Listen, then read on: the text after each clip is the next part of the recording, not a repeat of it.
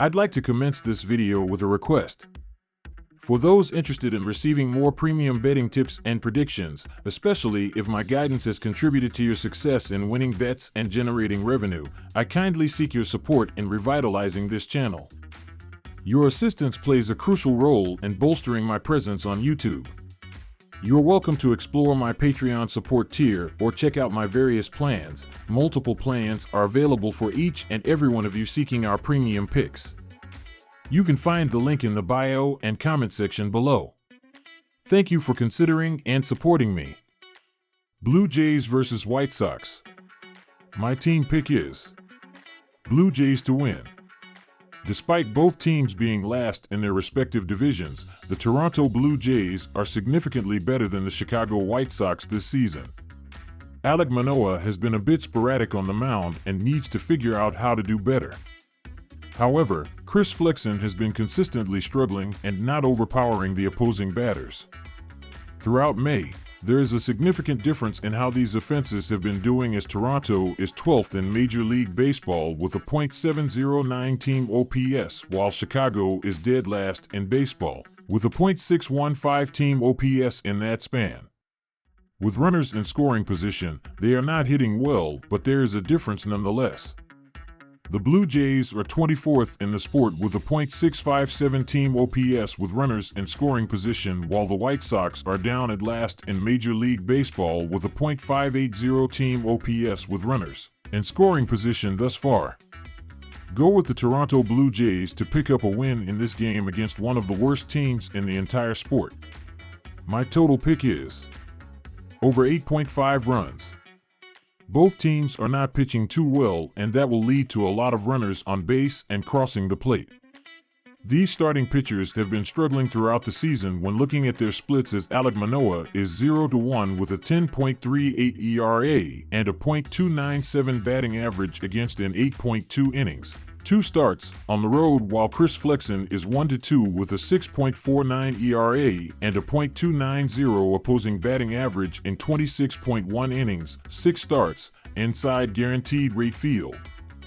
Both bullpens have been struggling brutally, as the Blue Jays are 29th in the sport with a 4.95 reliever ERA, while the White Sox are 19th in the majors with a 4.05 bullpen ERA so far. All in all, go with over 8.5 runs in this game as the better option thus far. Guardians vs. Rockies. My team pick is Guardians to win. The Guardians will start Logan Allen in the final game of this series. On Monday, Cleveland saw its 9-game winning streak snapped in an 8-6 loss at the Rockies. The Guardians' winning streak was its longest since winning an AL record 22 in a row nearly 7 years ago. Cleveland is on this recent run with a combination of good pitching and an explosive offense that has scored 269 runs this season, first in the American League. Over Allen's last 3 starts, he has a 1.53 ERA, 1.25 WHIP, and 17.4 KBB in 17.2 innings. I like the Guardians to come out on top here and drop a lot of runs at Coors. Take Cleveland. My total pick is under 10.5 runs. Ty Blach will take the hill in the finale of this 3-game set. He delivered a quality start against the Phillies in a start last Friday, allowing 2 runs over 6 2/3 innings in a no decision. Blach has a solid 4.55 ERA in 4 starts and 3 relief appearances for the Rockies, even though he struck out just 12 batters in 27 2/3 innings. Although this is in Colorado, both pitchers are in the midst of a nice run, and both clubs are playing good baseball. Colorado started the year 8-28, but have won 11 of 17. The total has gone under in 8 of their last 10 meetings. Take the under here with confidence. Yankees vs. Angels. My team pick is Yankees to win. Rookie righty Luis Gil will be on the mound for the New York Yankees, and he is pitching incredibly well, as in 10 starts. He is 6-1 with a 2.11 ERA and a 1.01 WHIP in 55.1 innings. He has been dominating, as he is 14th in MLB with 70 total strikeouts thus far. Gill is coming off a dominating victory against the Seattle Mariners, where he pitched 6.1 shutout innings and allowed 1 hit with a pair of walks and 8 strikeouts. The Angels are going to have veteran left-hander Tyler Anderson on the mound, and he is pitching well thus far. In his 10 games, he is 5-4 with a 2.52 ERA and a 1.06 WHIP in 64.1 innings of work. Anderson has struggled a bit with his command as he has 23 walks to 44 strikeouts, which is less than a 2-to-1 ratio. He is coming off a victory against the Houston Astros, where he pitched 8 innings and gave up 1 run on 6 hits with 2 walks and 4 strikeouts. There is a significant difference between the New York Yankees and the Los Angeles Angels this season. These starters are on 2 completely different levels, as Luis Gil is 5-0 with a 0.59 ERA and a .117 opposing batting average in 30.2 innings, 5 starts, while Tyler Anderson is 3-1 with a 2.89 ERA and a .204 opposing batting average in 28.0 innings, 4 starts, during May. The ability for the bullpens to get outs to show a massive difference, as New York is second in baseball with a 2.94 bullpen ERA, while Los Angeles is 26th in the sport, with a 4.81 reliever ERA thus far.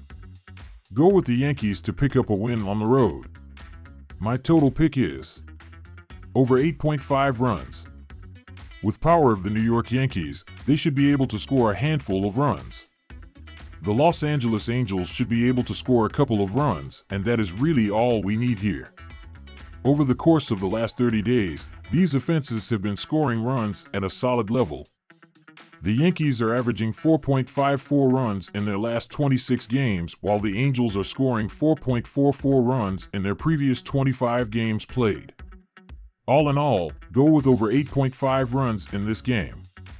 Astros versus Mariners. My team pick is Astros to win. Kirby has not looked well in his past couple of starts, and Verlander's reputation precedes him on the mound. I trust Verlander to get the job done more than I do Kirby at this point. Additionally, Seattle has had a hard time scoring, as they have the second worst offense in terms of runs scored in the American League.